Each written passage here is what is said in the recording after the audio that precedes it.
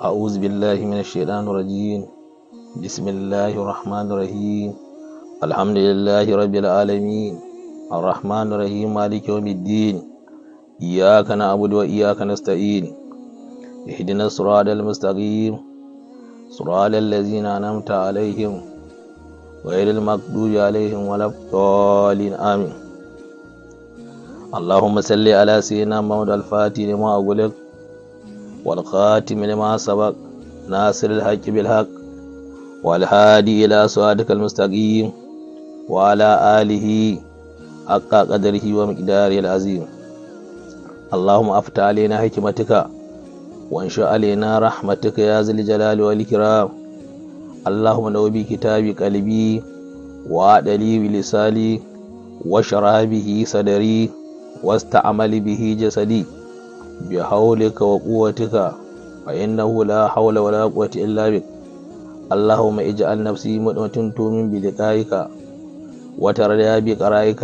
اللهم ارزقني فهم النبيين وحفظ المرسلين وإلهام الملائكة والمقربين. اللهم أمل لساني بذكرك وقلبي بخشيتك وسري بطاعتك. اللهم يا أرحم الراحمين ya rabbal alamin. Da muke yi domin ƙara kusanci gare shi. To shine malaki cewa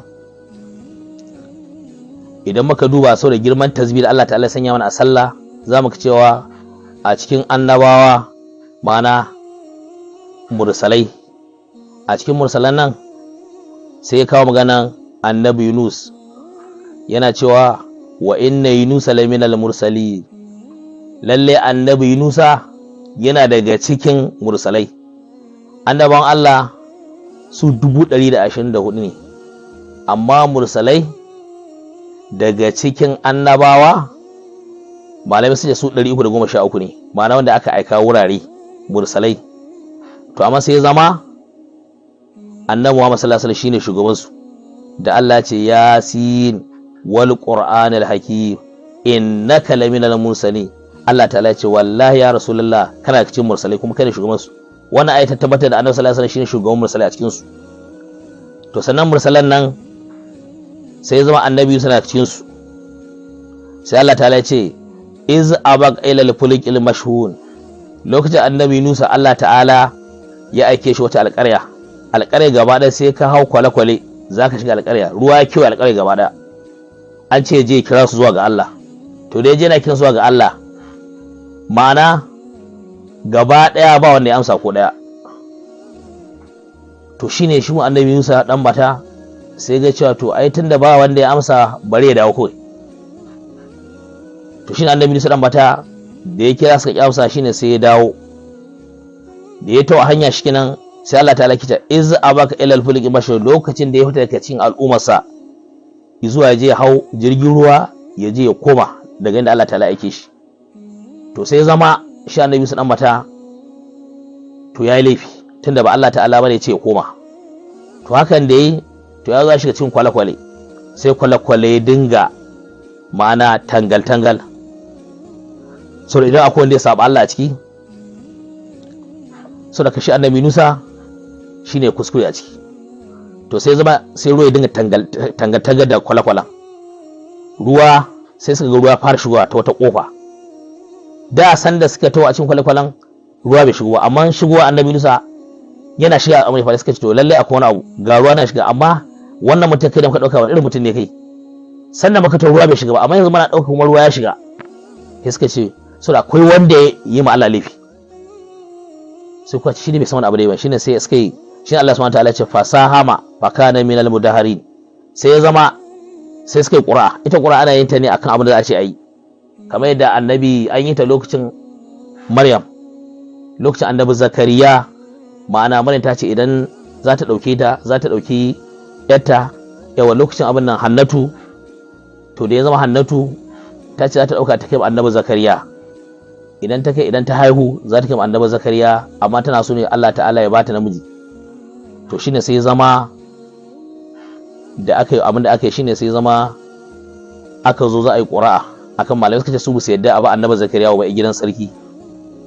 to shine Allah ce izliquna aqlama wa ayyuhum yakbalu, sai aka yi qura'a ga a cikin alqalama aka sa ko ne aka yanka ice aka sa sunansa aka jefa a ruwa, to wanda alqalamin ina shi taso shine zai rene Maryam, to shine sai ya zama duk alqalama suka nitse, sai annabi Zakariya alqalama shi ya taso sama, shine Allah ya ce wa kafalaha Zakariya, shine annabi Zakariya ya rene da mana ita shine da Allah ya ba da aka qura, to shine su ma suka yi wani qura, su suka san abin da suka yi, suna ga qur'an nan shine fakana min shine zama annabi Musa qur'a ta rinjaye shi, sai ya zama shine a gane cewa to kaga an yi qur'a da kai ne ka hawo kafin kawo abin da ya faru, saboda yanzu qur'a ta kai ne, saboda kai ka tashi, to shine ko annabi Musa sai ya tsirga cikin ruwa, yana tsirga falta qamul hut wa huwa mulim, kawai sai wani kifi ya haɗe annabi Musa dan bata, to da ya haɗe shi wa huwa mulim yana mai zargin kansa annabi Musa dan bata, to shine sai dinga tasbihi a cikin kifin. Malaka wannan ne saboda mana girman tasbihi da sunan tasbihi da ke cikin sallah wanda kullum muna ciki, amma shi annabi Musa an ce tasbihi da a cikin kifin kwana 40 ne mai, saboda haka shine Allah ta'ala yake cewa falawla annahu kana min al-musabbihi, da ba da annabi Musa ya kasance daga cikin masu tasbihi ba, yana cikin masu tasbihi yana ta tasbihi har kwana 40 ba, to lalle lalabisa fi badanihi ila yawm yub'asu, wallahi annabi Musa da ya zauna a cikin kifan ne ya zama kabarin sa tashin kiyama, saboda wannan dawowar da yi ba Allah ba da ce dawo, an ce je kira su ya kira sun amsawa, saboda haka shine Allah subhanahu wa ta'ala yake cewa wa zannuni izhabu gadima, lokacin da annabi Musa dan mata ya tafi yana mai fushi cewa mutanansa sun amsa sakon Allah, to Allah ya ce fa zanna Allah naqdir alaihi, bai zartan cewa mun yi hukunci akan shi ba, fanada shine ma'ana hukunci Allah ya mai, ma'ana hukunci Allah ya shine ma'ana ya juya kifi haɗe shi,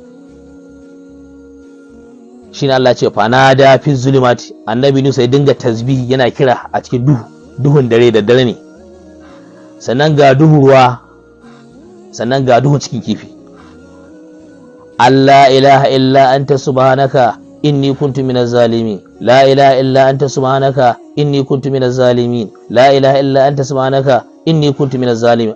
Annabi Musa yana ta tasbihi a cikin ruwa, yana ta tasbihi. Malaka wannan kissa ne saboda girman tasbihi, ga wani annaban Allah ya yi kwana 40 yana tasbihi, bari kai tsawon shekarun da zaka yi a duniya, sallah kullum sai kai ta sau biyar ko kullum cikin tasbihi, gaba ɗaya ta sallah kawai tasbihi ne. To ne na ta haka sai Allah ta'ala ya ce fastajabna lahu, sai ubangiji ya amsa ma annabi Musa, ma'ana abin da ke nema yana tuba ga Allah ne saboda ubangiji ya fitar da shi daga cikin wannan abin da ya kasance yana cikin kifi. Allah ce fastajabna lahu, sai muka amsa masa wa najaynahu min al-gami, muka tsira shi daga cikin wannan kuncin da yake ciki na cikin kifi, wa najaynahu min al-gami, daga wannan damuwar da yake ciki. Ma'ana Allah ta'ala ce ma'ana wannan yayi saboda albarkacin tasbihi, tunda Allah ya ce a baya falawla annahu kana min al-musabbina, da ba dan ya kasance masu tasbihi ba to kai kullum cikin tasbihi kai a cikin sallah, bare ma kuma ka kara ka dauki wasu adadika na istighfari, wasu adadika na salati, wasu adadika na hailala, ma'ana nurin ala nurin, zaka samu haske kan haske, ma'ana ƙara samun kusanci da Allah. Sai Allah ce wa kazalika haka nunjil mu'minin, muke tsaka dukkan mu'minai. Ya zo a cikin hadisi cewa wannan annabi sallallahu alaihi wasallam ya ce la ilaha illa tabaraka ismullahi al-azam ne, da amma da roki Allah ta yana amsawa. Saboda haka wannan addu'a ta annabi Musa dan mata ita ma sai kasance Allah ta'ala ce duk wanda ya shiga wani yanayi yake tasbih, Allah ta'ala zai fitar da shi, wa kazalika nunjil mu'minin, duk wanda ya dauki la ilaha illa subhanaka, Allah ta'ala zai tsartar da shi a bisa wani abu da ya shiga na damuwa ko ta bukata irin ta a wajen Allah. Sannan kuma sai ya zama kowane irin nau'i na tasbih ne ka tinkari Allah da shi, kana neman yadda shi zaka samu yadda Allah. To za mu tsaya a nan insha Allah, sai a darasi na gaba za mu ci gaba daga inda muka tsaya a cikin wannan littafi mai albarka na Sunan Tirmidhi, ma'ana da muka dauko muna yi. Allah subhanahu ta'ala ya haskaka mana ilimin da ke ciki, Allah subhanahu ta'ala ya dada abin da muka faɗa, abin da muka kuskure Allah ta'ala ya yafe mana albarkacin Annabi sallallahu alaihi wasallam. Allah ta'ala ya biya mana bukatunmu albarkacin annabi sallallahu alaihi wasallam. Allah ta'ala ya dada mu ya samu daga cikin bayansa da du albarkacin annabi Muhammad sallallahu alaihi wasallam.